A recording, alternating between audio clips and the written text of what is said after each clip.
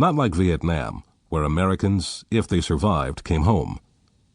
The war today is home. There is not even the hope of getting out.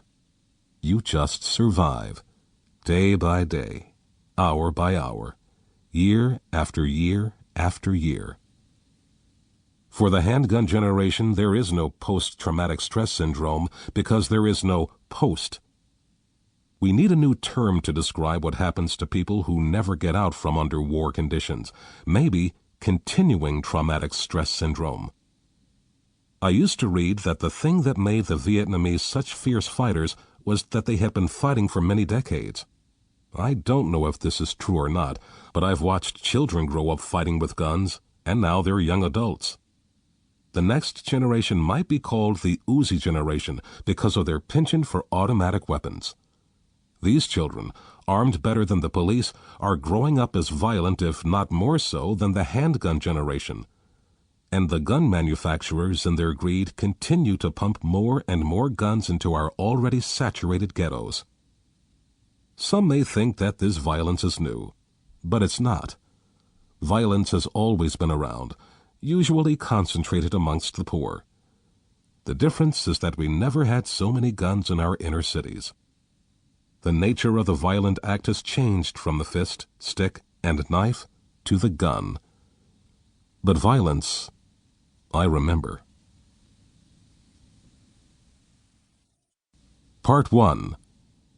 Codes of Conduct. Chapter 1. The Jacket.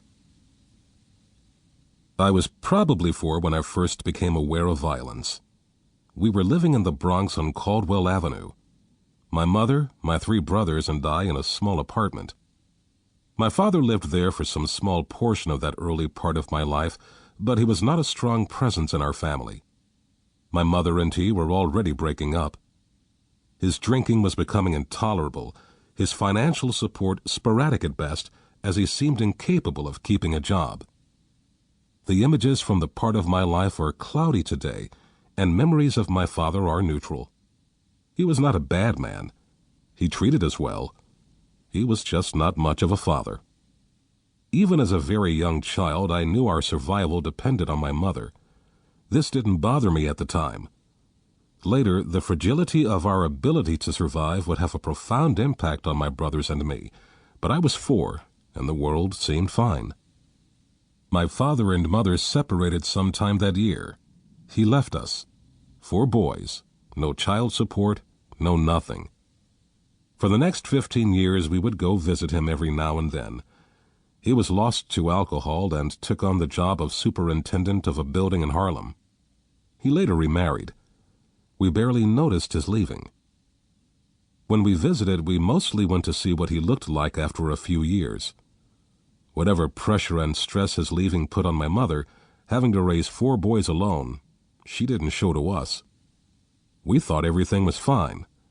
But we were young, still living in a childhood period of innocence. Down the block from us was a playground. It was nearby and we didn't have to cross a street to get there. We were close in age. My oldest brother, Daniel, was 6. Next came John, who was 5. I was 4, and my brother Reuben was 2. Reuben and I were unable to go to the playground by ourselves because we were too young.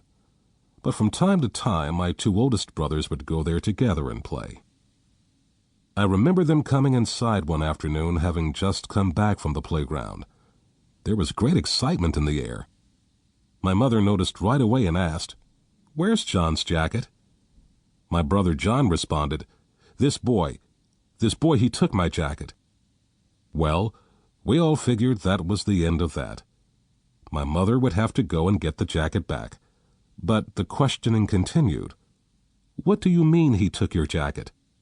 I was playing on the sliding board, and I took my jacket off and left it on the bench, and this boy, he tried to take it, and I said it was my jacket, and he said he was going to take it, and he took it, and I tried to take it back, and he pushed me and said he was going to beat me up.